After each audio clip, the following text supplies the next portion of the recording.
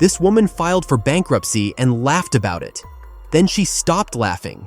Then she started laughing again because apparently when you are $67,000 in debt, you either laugh or cry, and she had already done enough crying.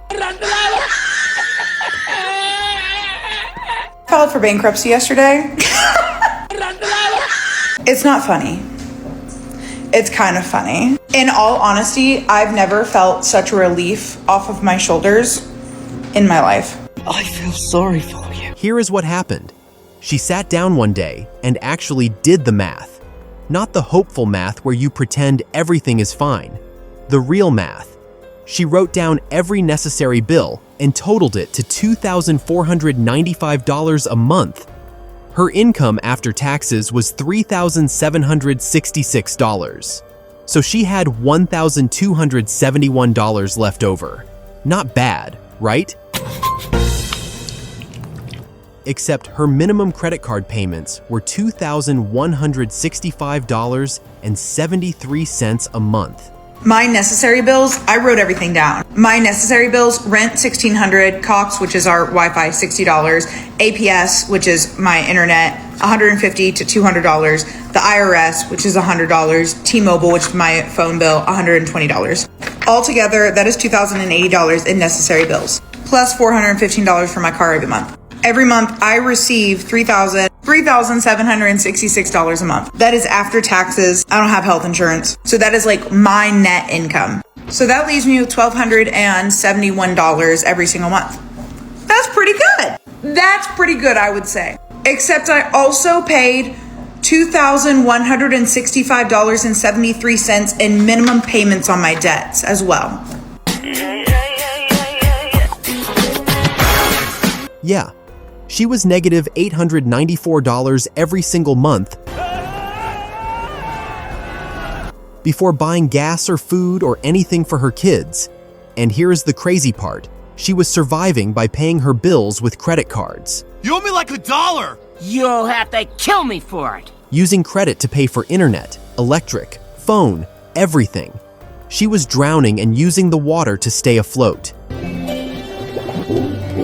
She had 17 credit cards. 17. And 7 of them did not even have balances, which somehow makes it worse. It was like she had maxed out 10 cards and still had 7 more sitting there as a reminder of how deep the hole went. I have 17 cards and 7 of them don't even have a balance on them. But anyway, if you would like to follow along on this journey of me going through everything with filing bankruptcy, and I can tell you all the steps that I took as someone in Arizona, then follow along. Also, I'm going to end this video saying that bankruptcy is so stigmatized, and it's actually in the Constitution that it's one of our constitutional rights. So, bet you didn't know that. But then she discovered something surprising. Bankruptcy was actually an option, not the shameful disaster everyone talks about.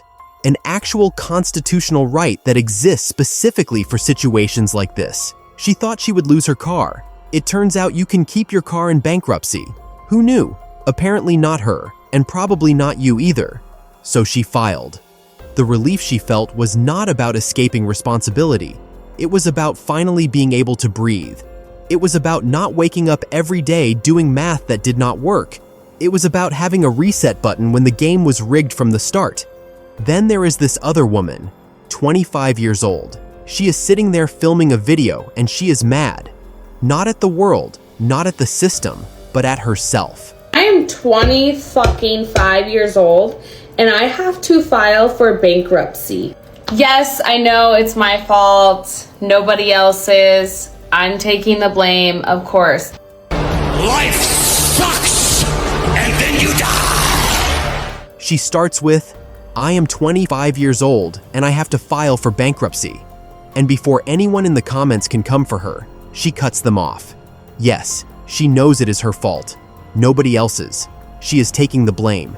She owns it completely. If you go to my profile, I have some pinned videos of an eviction that I just went through. But here is the thing that makes her story different. She just got evicted. Recently evicted. This is someone who is not just in debt. She is in the kind of situation where everything is collapsing at once. Eviction and bankruptcy are not usually solo acts. They are part of a whole cascade of things going wrong, and she is standing in the middle of it. Now, where do I begin with bankruptcy? Where do I go? When's the best time to start? Yeah. Okay, we'll read about it. 25 years old, trying to figure out how to use the legal system to get a second chance. And then there is the woman who filed bankruptcy at 21. Rebuilt her entire financial life, got her credit score over 700, and just got denied for an apartment. Are you serious right now?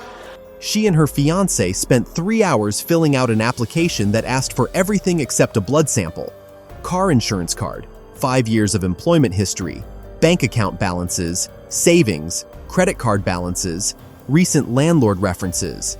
There was even a question that asked if she foresaw any financial troubles in the near future. Who would say yes to that while applying for housing?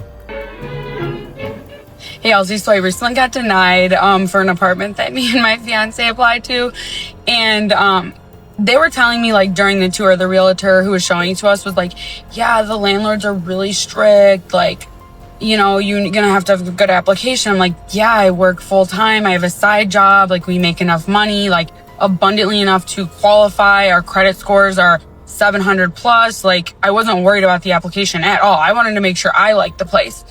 We liked it and we applied, and they denied us.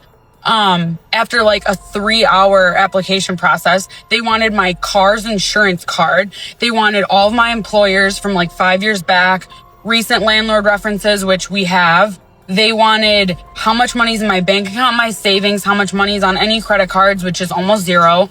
The amount on my car loan, like, this application was insane. And then there was a questionnaire that said, like, do you foresee any financial troubles in the near future? Who would put yes? Like, you're applying for housing. She disclosed her bankruptcy from 5.5 years ago because the application literally asked her to come clean about anything in her credit history. Full transparency. And they denied her. They said the bankruptcy was the reason. Never mind that she is debt-free now with a 700 plus credit score and makes more than enough money to afford the place. So they asked on the questionnaire, is there anything in your credit history that you should, like, come clean about? And I'm like, what is this? I'm not buying a house. Like, this is insane.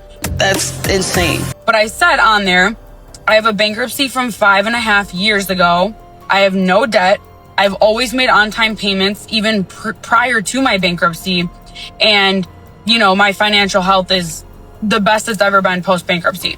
Anyone with a brain knows that after bankruptcy, you're in a better financial position than before because you're debt-free. That's the point. It's discharging your debts. But I get it. Some people are dumb. They see bankruptcy and they think that's just like a huge sign that you're so financially irresponsible.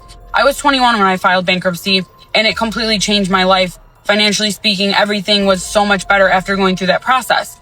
So I'm like, okay, we got denied because they're saying that from 5 years ago, and they don't understand how it works or realize that someone can, you know, have no debt after bankruptcy and keep it that way and be financially responsible. So she did what any reasonable person would do. She looked up the landlord. She found out they had their property in a trust, tracked down their name, and discovered something absolutely unbelievable.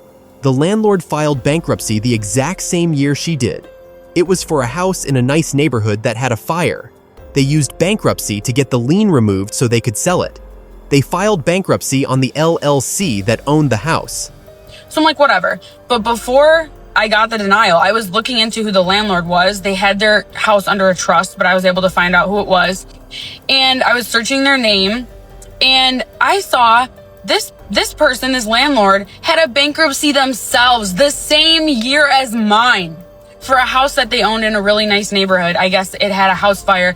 They went to bankruptcy court to get the lien off to be able to sell it, and they filed bankruptcy on this LLC that was the house. So interesting how it worked for them, and they could understand they're fine, but for me, it didn't work. So bankruptcy worked great for the landlord when they needed it. But for her, it was a different story. Too risky, they said. The hypocrisy was so thick you could spread it on toast. So I was just like, you are such a hypocrite. I don't want the damn place anymore anyway. Bye.